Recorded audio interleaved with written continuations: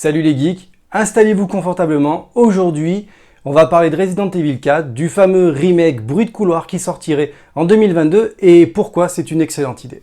Les amis, pourquoi Resident Evil 4 est-il le remake qu'il faut absolument attendre sur console nouvelle génération ou sur console actuelle?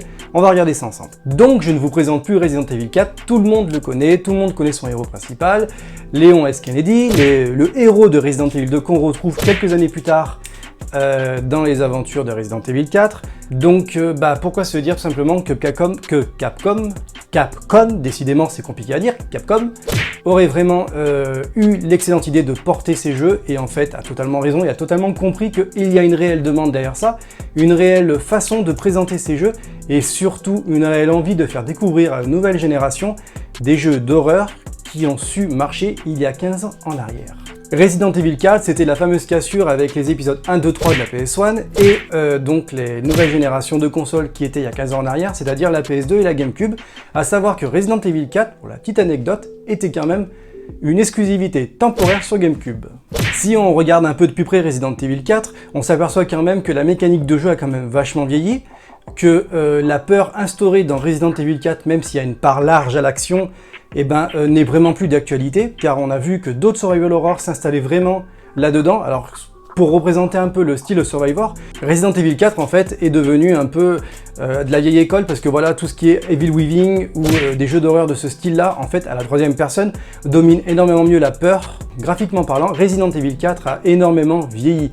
Alors, on est d'accord qu'il n'est pas moche, mais il n'est pas non plus exceptionnel. Il t'arrache pas la rétine quand tu joues, il a simplement eu un lissage porté depuis 2-3 générations, c'est-à-dire à chaque fois on lisse les graphismes, histoire que ça passe bien sur un écran HD. On s'aperçoit aussi que la forêt, elle n'est plus vraiment forêt, que ça commence à se faire vide, que les troncs d'arbres sont un peu carrés, que graphiquement parlant, ça représente plus ça. Les personnages, c'est-à-dire donc les IA, les zombies, font vraiment plus peur, à part qu'en ce mode hardcore, ils sont un peu plus dynamiques, mais c'est pas non plus exceptionnel. Le nombre d'IA, c'est-à-dire c'est le nombre de zombies projetés à l'écran, cumule pas plus de 10, donc c'est pas beaucoup. À cette époque, c'était exceptionnel, mais là, maintenant, à l'heure actuelle, ça en est même ridicule. Il faut savoir aussi que la mécanique de mouvement a aussi vieilli que Resident Evil 4 au niveau des graphismes. Des jeux ont su vachement mieux développer cette histoire de ce déplacement, d'armement, d'esquive, de coups de pied, parce que voilà, il y a un peu de mécanique de combat en même temps, quand on tire dans la tête du zombie, bien sûr.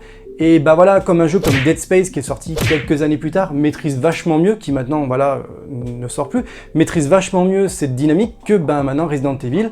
Et on voit bien que Resident Evil 4 quand même avait instauré une base qui s'est fait totalement dépasser de nos jours et qui n'est plus vraiment digne de lui et malheureusement qui ne marche plus vraiment. Ah oui, pour quelqu'un qui va arriver et qui va se dire ouais voilà, tu veux découvrir Resident Evil 4, fais-le. Oui, effectivement, tu as raison, fais-le. Parce que c'est un excellent jeu, mais c'est un excellent vieux jeu. Resident Evil 4 a quand même énormément vieilli, ça il faut pas l'oublier. Et puis surtout, il faut aussi comprendre que tout ce qui est du scénar maintenant peut être retravaillé, parce qu'on a bien vu qu'avec Resident Evil 2 et 3, les scénarios ont été retravaillés de façon à se rediriger vers la trame scénaristique des Resident Evil 7. Donc voilà pourquoi en fait Resident Evil 4 a besoin de cette refonte graphique, et j'irai même plus loin. Il faut aussi savoir que la génération précédente ne connaît pas Resident Evil 4, n'ira pas chercher Resident Evil 4 si on ne lui conseille pas ce jeu. Pourquoi ? Parce que maintenant d'autres jeux le font beaucoup mieux, beaucoup plus beau, et surtout beaucoup plus instinctivement. On va plus se diriger sur un Evil Within qui fait extrêmement peur et qui a une mécanique de déplacement qui n'est pas exceptionnelle, mais quand même beaucoup plus fraîche que Resident Evil 4. On pourra même recommander le Resident Evil 7 qui est d'avis partagé sur cette fin, mais qui instaure une vraie peur, car la démo avait vraiment cartonné. On pourra même conseiller Resident Evil 2, voire même Resident Evil 3, mais moins Resident Evil 4 parce qu'il n'est plus d'actualité, il n'est pas connu par les joueurs, ou plus vraiment connu, il n'est connu que par les joueurs d'une tranche d'âge maintenant bien placée. Pour les années 80, Resident Evil 4, voilà, c'était magnifique. Mais là maintenant, c'est plus vraiment d'actualité. Et puis aussi le dernier point, il faut aussi démontrer que Capcom sait aussi maîtriser son univers, et ce qu'il démontre intelligemment. Alors après intelligemment, c'est aussi à débattre, parce qu'on peut éventuellement proposer des remakes, mais en y apportant vraiment un travail de qualité, et non pas un travail bâclé. Comme on a pu voir dans Resident Evil 3, je sais que j'en parle beaucoup de ce Resident Evil 3, mais il m'a énormément déçu parce que pour moi c'était mon coup de cœur sur PS1. Et là en fait c'était vraiment la déception quand même de Resident Evil 3. De toute façon, Capcom a besoin d'argent, donc pourquoi pas surfer sur la vague du remake que tout le monde emploie activement à bon escient de nos jours, avec des remakes à tire-larigot. On a bien vu ça avec le remake de Final Fantasy VII qu'on a pu voir sur la chaîne de Fox. Petite dédicace si tu regardes la vidéo au cas où. Et puis sortons tous ces remakes qui sont à la mode et qui des fois fonctionnent ou fonctionnent pas. Donc voilà les amis, pourquoi Resident Evil 4 c'est une bonne idée. Il y a plein de mécaniques, on pourra y instaurer énormément de choses, de peur, une vraie forêt de nuit, pourquoi pas, mais quelque chose qui est beaucoup plus fort symboliquement, qui représente la peur. Alors, on peut y mélanger un côté de Blair Witch avec un côté de Resident Evil, parce que Resident Evil 4 c'est ça à peu près.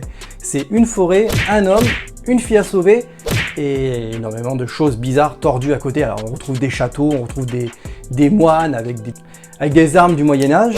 Mais voilà, c'est quelque chose qu'on peut vachement rafraîchir et se dire pourquoi pas. Donc du coup, voilà, pour résumer, Resident Evil 4, c'est, je pense, le portage qu'il faut. Et je pense aussi qu'on en parlera dans la débrief de Resident Evil 8 parce que j'ai vu quelque chose que personne n'a vu vraiment. Et je pense qu'il y aura matière à parler sur le fameux trailer qui a été présenté à la fameuse State of Play, la première, avec Resident Evil 8. Je crois que les amis, vous n'avez pas vu tout ce que j'ai vu et je pense qu'on va en faire une petite vidéo, ça va être vachement intéressante. Donc restez sur la chaîne, ça va tomber dans pas longtemps. Bon les amis, dites-moi dans les commentaires si Resident Evil 4 est le remake que vous attendez, ou pas. Et sinon, dites-moi quel remake de Capcom vous préfériez avoir éventuellement. Abonnez-vous les amis, cliquez sur la cloche, histoire d'être au courant de toutes les nouvelles vidéos qui sortiront sur la chaîne.